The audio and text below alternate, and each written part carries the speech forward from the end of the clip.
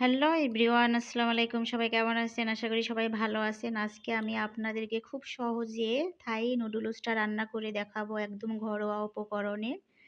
তো চলুন তাহলে শুরু করে দেওয়া যাক। তো এখন আমি পানি দিয়েছি, পানিটা ফুটে গিয়েছে। তো এখন আমি নুডলসগুলো ঢেলে দিচ্ছি। তো আমি এগুলোকে আস্তভাবেই রান্না করব। আস্তভাবে রান্না করলে দেখতেও ভালো লাগে, খেতেও খুব ভাল লাগে। তো জিনিসটা একটু লম্বা লম্বা ভালো হয়। তো আমাদের সেদ্ধ হয়ে গেছে, ৩ থেকে ৪ মিনিট সেদ্ধ করে নিলেই হবে। কোকুলা নুডলসের মতো একই রকমভাবে। তো এখন আমি এখানে দিয়ে দিলাম তেল আর দিয়ে দিচ্ছি ঘি। তো ঘিটা আপনারা না থাকলে স্কিপ করতে পারেন, তবে দিলে একটু ভালো হয়, খুব সুন্দর একটা ফ্লেভার বের হবে। তো এখানে বাটার ব্যবহার করা যাবে, সমস্যা নেই, যে কোনো একটা দিলেই হবে। তো দিয়ে দিলাম পেঁয়াজ, মরিচ, রসুন কুচি। তো এগুলো ভেজে নেওয়া হয়ে গিয়েছে। এখন আমি দিয়ে দিচ্ছি 2টা ডিম। তো ডিমগুলো এখন আমি ভেজে নিব, আস্তে আস্তে ভেজে নিব। তো ভেজে নেওয়া হয়ে গেলে এখন আমি দিয়ে দিব নুডলসগুলো। তো প্রথমে আমি গাজর দিয়ে দিচ্ছি।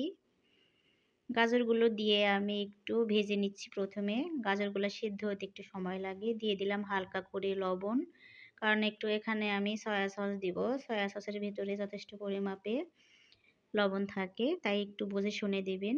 1/2 চামচ দিয়ে দিলেই হবে সয়া সস। তো আমাদের মশলাগুলো ভেজে নেওয়া প্রায় হয়ে গিয়েছে। এখন আমি দিয়ে দিলাম 1/2 চামচ চিনি। তো চিনিটা দিলে একটু টেস্ট বাড়বে।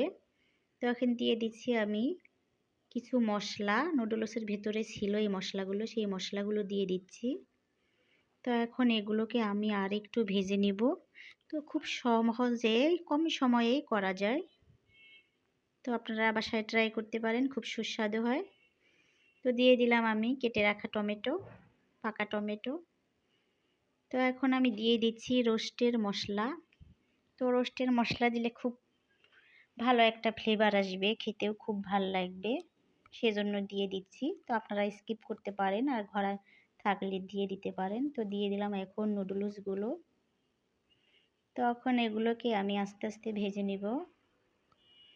তো খুব সহজে একদম ঘরোয়া উপকরণে করা যায়, খেতে মাশাআল্লাহ খুবই টেস্ট হয়। তো এই তো আমি আস্তে আস্তে নেড়ে নিচ্ছি। এখন দিয়ে দিলাম টমেটো সস। তো দেখতে পাচ্ছেন আমাদের রান্নাটা প্রায় হয়ে গিয়েছে। তো এখন আমি পরিবেশন করে দেখাচ্ছি। দেখতে পাচ্ছেন কতটা সুন্দর, খেতে মাশাআল্লাহ খুব সুস্বাদু। তো আপনারা বাসায় ট্রাই করতে পারেন।